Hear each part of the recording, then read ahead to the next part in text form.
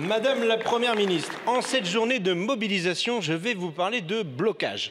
Il y a un an, vous refusiez la proposition de loi que j'ai défendue avec Jean-Luc Mélenchon sur le blocage des prix sur le modèle de ce qui se fait en Outre-mer. Depuis, les prix des produits de première nécessité et de l'énergie ont explosé, bien loin des 5% d'inflation dont vous vous targuez.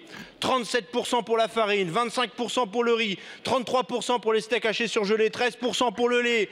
De même, les prix du gaz, du pétrole, de l'électricité sont toujours en hausse de plus de 13%.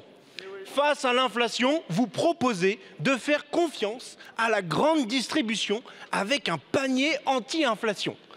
Ça me rappelle l'histoire avec Total, à qui vous aviez demandé, poliment, de manière républicaine, à ce qu'il fasse un effort. Résultat, 13 milliards de dividendes pour les actionnaires, un record, tout va bien pour vos amis et toujours pas de taxe sur les super profits.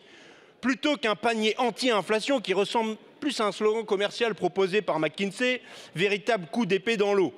Notamment pour les plus précaires, je vous propose une solution pour débloquer la situation, bloquer les prix.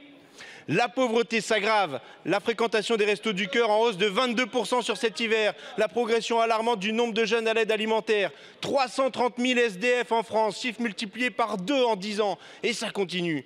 Vous ne pouvez plus refuser d'agir en renvoyant encore l'idée que l'État ne pourrait rien. Il faut bloquer les prix, notamment le prix de l'électricité comme nous n'avons voté ici pour les TPE-PME.